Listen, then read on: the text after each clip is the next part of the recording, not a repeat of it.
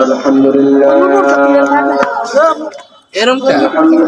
الذي جعل الشمس والقمر بحسبان والنجم والشجر يسجدان وفضل زمانا على زمان وفضل مكانا على مكان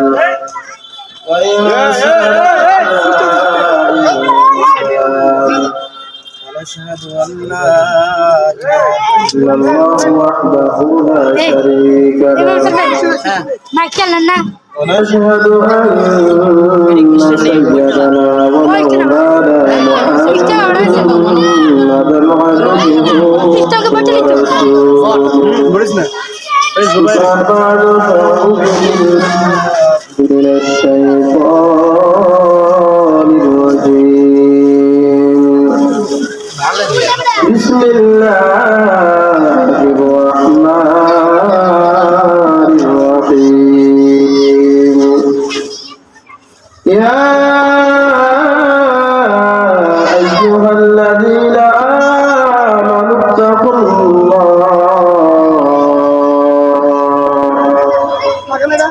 وكونوا مع الصادقين وقال سيدنا النبي صلى الله عليه وسلم الدين النصيحة أو كما قال النبي عليه الصلاة والسلام الحمد لله আল্লাহ রাব্বুল আলামিনের দরবারে লাখ শুকর যে আল্লাহ তাআলা আমাদেরকে তাফসীরুল কুরআন মাহফিলে অংশগ্রহণ করার মতো তৌফিক দান করলেন, সুযোগ দান করলেন।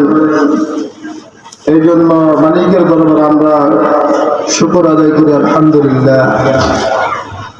আল্লাহ রাব্বুল আলামিন পবিত্র কালাম ও হাকিমের মধ্যে ইরশাদ করেন বিসমিল্লাহির রহমানির রহিম ইয়া আইয়ুহাল্লাযীনা আমানুত্তাকুল্লাহ হে ঈমানদার মুমিন মুসলমান তোমরা আমি আল্লাহ তাআলাকে ভয় করো। আমানুত্তাকুল্লাহ আমাকে ভয় করো। এরপরে বলেন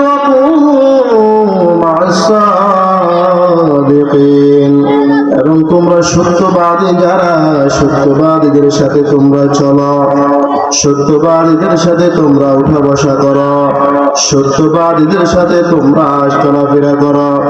অন্য এক আয়াতের মধ্যে রব্বুল কারীম বলে ইয়া আইয়ুহাল্লাযীনা আমানুত্তাকুল্লাহ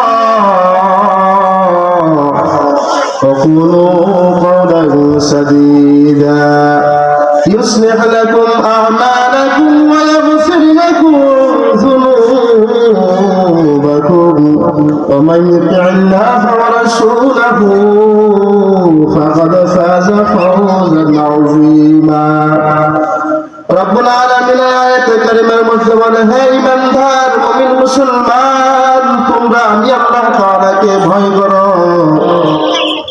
وقولوا قولا سديدا এবং তোমরা সদা সর্বদা সত্য কথা বলো। وقولوا قولا سديدا ويغفر لكم ذنوبكم এরপর রব্বুল কারীম বলে তোমাদের জীবনের সমস্ত গুনাহ খাতা আমি আল্লাহ তাআলা মাফ করে দিব। এর পূর্বে বলে ইউসলিহু লাকুম আ'মালাকুম তোমাদের আমলগুলোকে আমি আল্লাহ তাআলা নেক দ্বারা পরিপূর্ণ করে দিব। এরপরে বলে ওয়াগফির লাকুম যুনুবাকুম এবং তোমাদের জীবনের সমস্ত গুনাহগুলো আমি আল্লাহ তাআলা মাফ করে দিব। ومن يطع الله ورسوله তোমরা যদি আল্লাহ এবং তার রাসূলের আনুগত্য অনুসরণ অনুকরণ করতে পারো ফাকাদ ফাযা ফাওজান আযীমা তাহলে তোমরা সফলতার কামিয়াবি অর্জন করতে পারবা। সফলতা অর্জন করতে পারবা একমাত্র তোমরা। অন্য আয়াতের মধ্যে আল্লাহ তাআলা বলেন সূরাতুল মুমিনিনের মধ্যে قد أفلح المؤمنون নিশ্চয় মুমিন যারা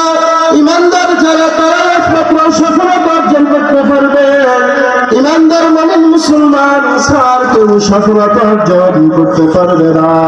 قد أفلح المؤمنون الذين هم في صلاتهم خاشعون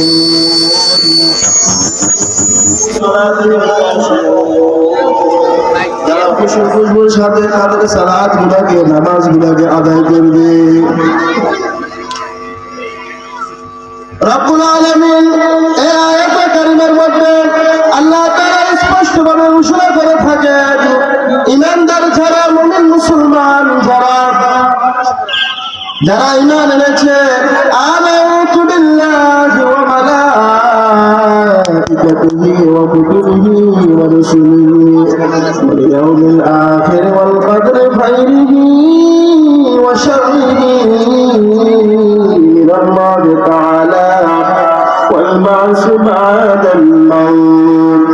ঈমানদার যারা, মুমিন মুসলমান যারা, আল্লাহ তাআলার ব্যাপারে স্পষ্টভাবে বলেন এরা একমাত্র সফলতার কামিয়াবি অর্জন করতে পারিবে। তুমি ঈমানদার, তুমি মুসলমান, নামাজের কোনো খবর তোমার থাকে না, হালাল ভাবে চলার কোনো খবর তোমার থাকে না, হালাল হারাম যাচাই বাছাই করে চলার কোনো খবর তোমার থাকে না, পাঁচ ওয়াক্ত নামাজ পড়া তোমার উপর ফরজ। আল্লাহ তাআলার বিধান, আল্লাহ তাআলা ঘোষণা করে দিয়েছেন, পাঁচ ওয়াক্ত নামাজ আমি ঈমানদার মুমিন মুসলমানের উপর ফরজ করলাম।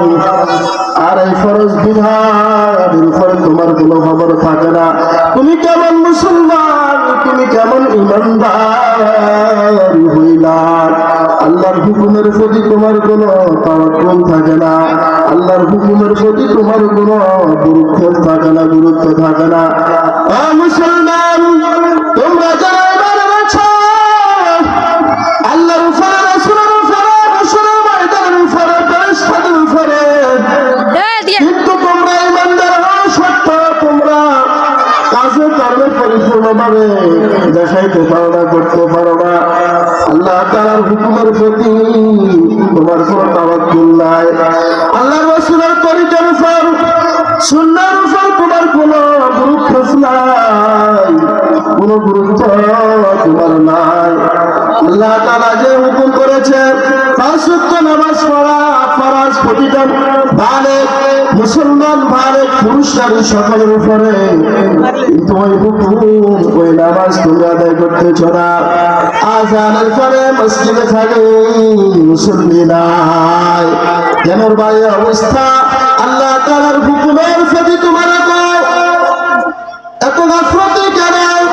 আল্লাহ তাআলার হুকুমের প্রতি তোমার এত অলসতামি কেন? দুনিয়ার সর্বকিছু চলে, দুনিয়ার সব কিছু ঠিক থাকে তোমার, দুনিয়ার কাজকর্ম, ব্যবসা বাণিজ্য, চাকরি বাকরি সব কিছু ঠিক থাকে, কিন্তু আল্লাহ তাআলার হুকুমের প্রতি তোমার কোনো তাওয়াক্কুল, কোনো গুরুত্ব নাই।